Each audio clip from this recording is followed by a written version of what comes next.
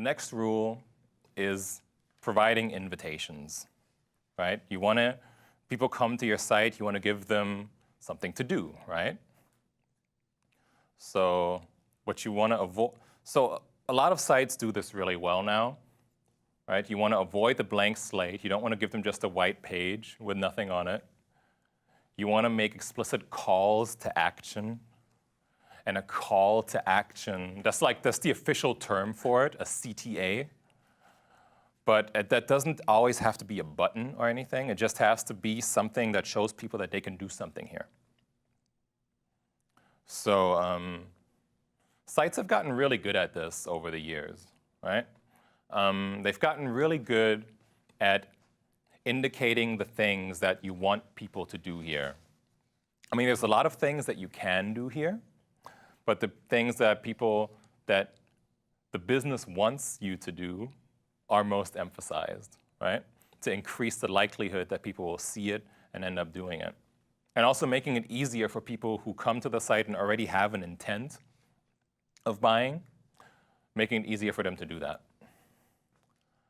What's also cool about this example is how the camera is kind of pointing in this direction. So it's pointing towards this button.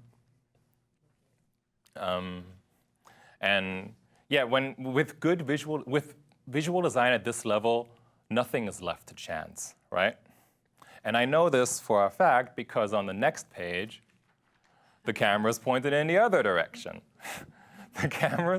So what they're doing, what you can do with good design, and this is more of a visual design thing, which unfortunately we can't cover in detail here, but you can, with good design, by emphasizing things in the right ways, you can control where people look, right?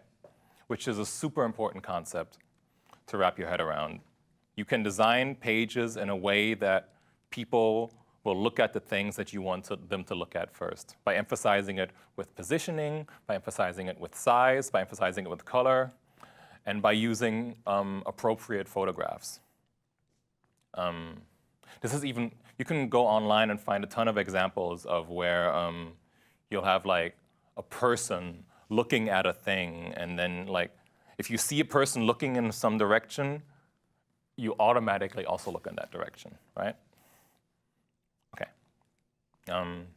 Here, this is an example where we're at the bottom of a page, and a lot of times when people come to the end of the page, that's one of those key moments where they don't know what to do next.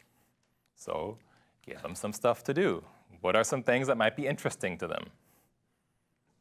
You never want to have people arrive at the end of your page and be like, okay, what now?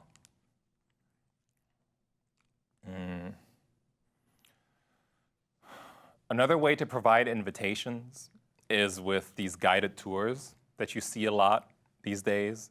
Like, seems like every new app you install, when you install it, first it has like 5 pages that you have to scroll through telling you what this app does, right? And this, after you've gone through all 5 of them, then you can sign up. And that's something you need to be careful with because, first of all, it's annoying, right? Because it distracts from the task that people are trying to accomplish. And also, people can't remember that, right? If you're getting shown 8 pieces of functionality in this new app that you just installed, and you're getting shown that, well, first of all, you probably don't want to see that. You just want to like get something done, right? But then they show you this instruction manual that and it shows you all of these steps that you just can't even absorb. And then when you actually try to get something done, you've forgotten it. So it's much, much better to teach people as you go. Game designers are amazing at this. And we can, interaction designers for user interfaces can learn a lot from game designers in a sense that like video games these days are so complex, and they teach you new abilities and features and menu items as you progress throughout the game.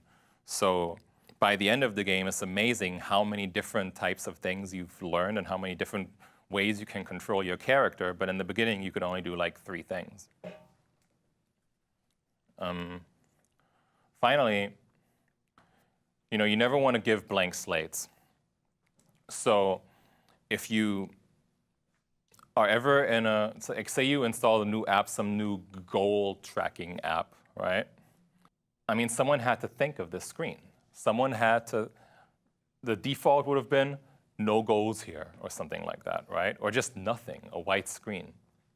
And instead, there's this nice, aesthetically pleasing image and an arrow, because remember, our eyes follow lines, right? So we follow this line towards the thing that the business wants us to do. But you never want to give people a blank slate. You never want to, because it's just too much brain power, too much thinking required, right? You never want to make people think too much.